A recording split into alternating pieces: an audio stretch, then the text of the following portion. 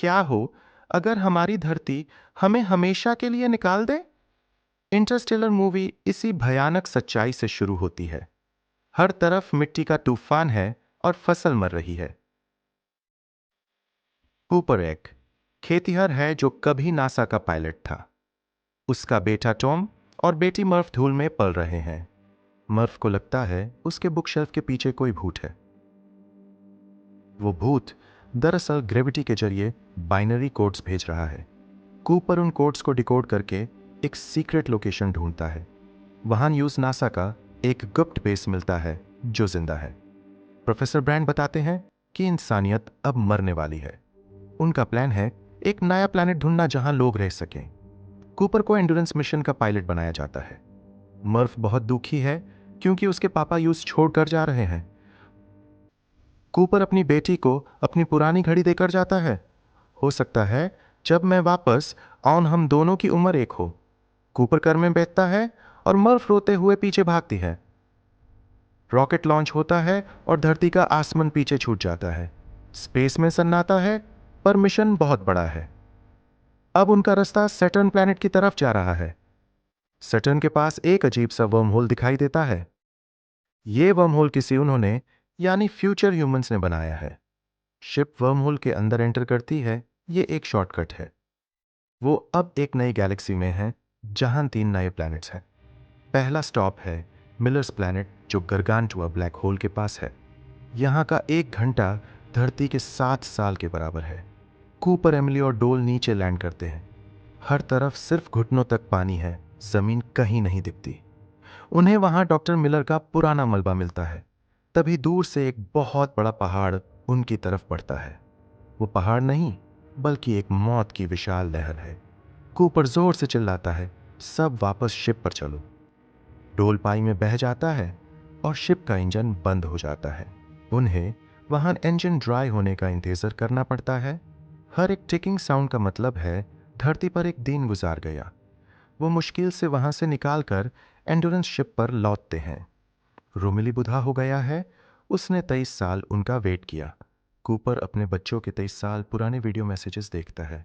उसका बेटा अब बाप बन गया है और मर्फ बड़ी हो चुकी है।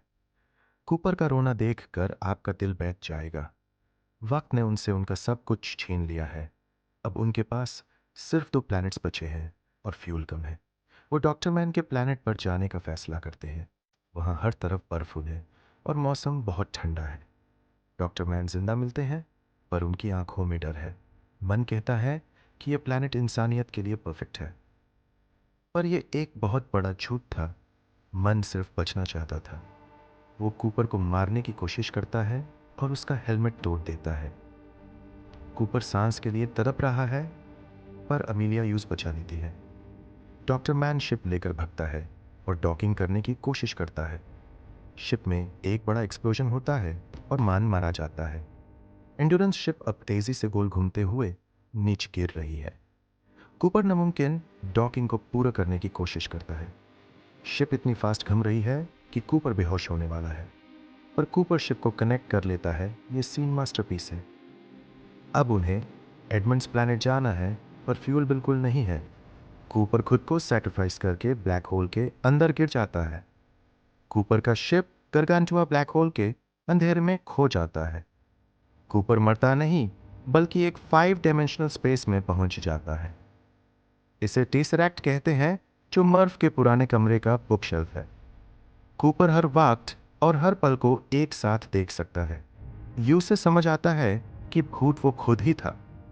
वो पुराने वक्त के कूपर को रुकने का इशारा करता है। वो दीवार पर बाइनरी में स्टे लिखता है, पर वक्त बदलता नहीं। कूपर को डेटा भेजना ही होगा। टर्स रोबोट ने ब्लैक होल का क्वांटम डेटा कलेक्ट किया है। कूपर उस डेटा को मर्फ की घड़ी में भेजता। ग्रेविटी का यूज करके वो घड़ी की सुइयों को हिलाता है।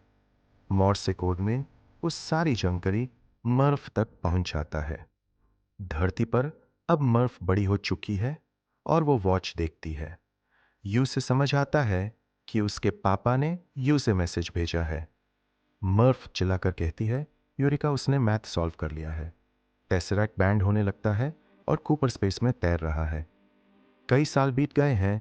कूपर को रेस्क्यू कर लिया जाता है। जब वो आंख खोलता है, वो एक स्पेस स्टेशन पर है।